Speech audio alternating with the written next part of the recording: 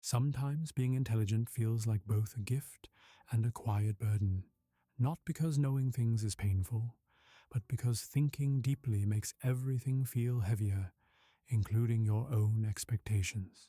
You grow up hearing, "You're smart, you'll go far." And for a while, that's enough. That sentence feels like a compass. But then you grow older, and the world doesn't unfold in the straight line you imagined. You start to realize that success isn't always about ideas, that intelligence doesn't always translate into motion, and being smart doesn't mean you always know what to do, and that can be quietly devastating. Søren Kierkegaard once wrote that despair isn't just sadness, it's being unable to become yourself.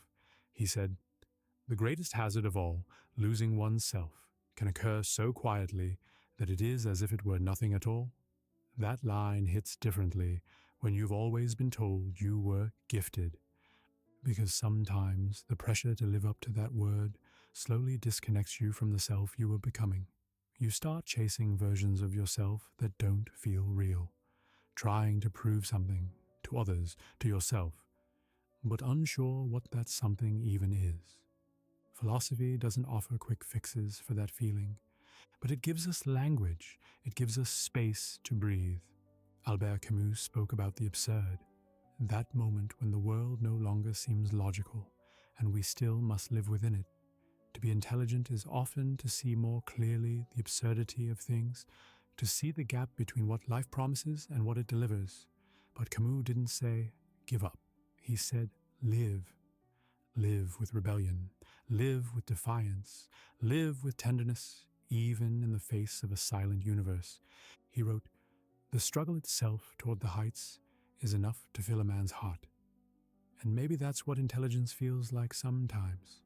Not a staircase that takes you higher, but a constant inner negotiation, a wrestling match between awareness and paralysis. Because when your mind sees so much, it also sees every possible failure. It notices the risks, the rejections, the what-ifs, and it hesitates. You're not lazy, you're not scared of work, you're scared of waste, scared of spending all that mental energy and still feeling empty. And that fear, it's not irrational, it's human. Simone de Beauvoir talked about the weight of freedom. She said we are condemned to be free, and with that freedom comes responsibility. Smart people often feel the pressure of that more intensely. They know they have options, they know they have potential, and so every choice carries the unbearable weight of what they didn't choose. You stand in front of possibility and feel frozen, because every decision closes a door. And sometimes, when you're aware of everything that could be, it's hard to live inside what is. But here's what many thinkers agree on. From Kierkegaard to Fromm, from Arendt to the Stoics, your value does not lie in your output. It doesn't lie in how quickly you succeed.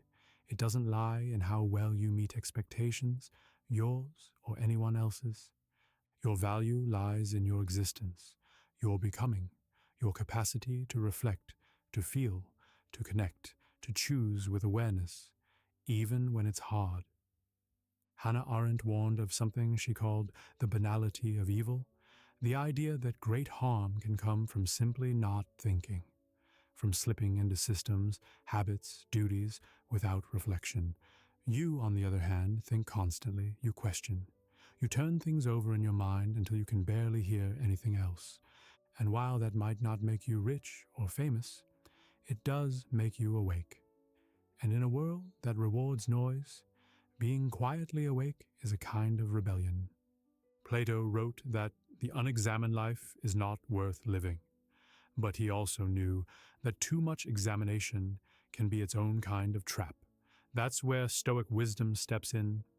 You have power over your mind, not outside events. Realize this, and you will find strength.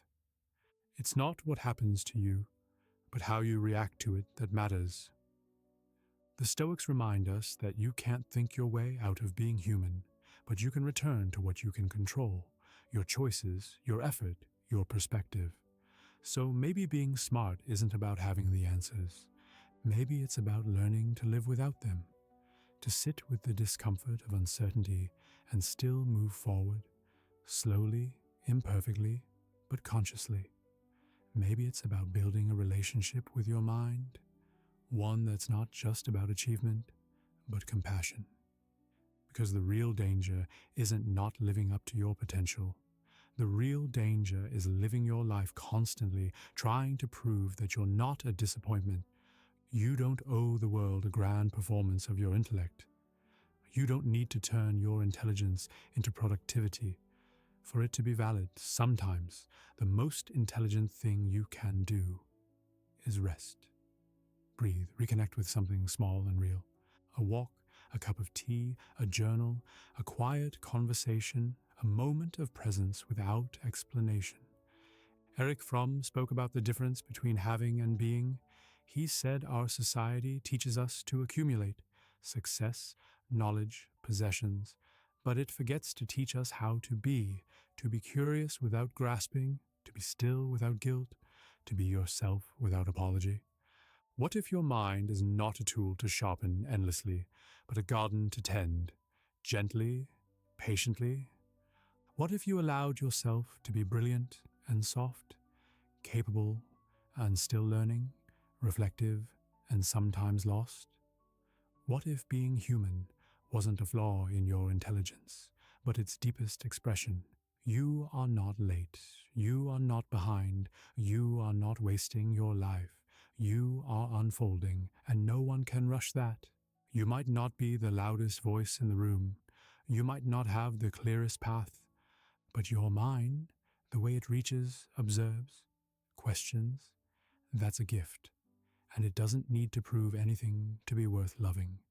If you're still listening, thank you for trusting your attention to this quiet space. Tell me in the comments, what part of your mind are you learning to forgive? If this brought you comfort, subscribe, and let's keep exploring what it means to be wise, not just smart, whole, not just successful, alive, not just efficient. Be gentle with your thoughts, and above all, be kind to your mind.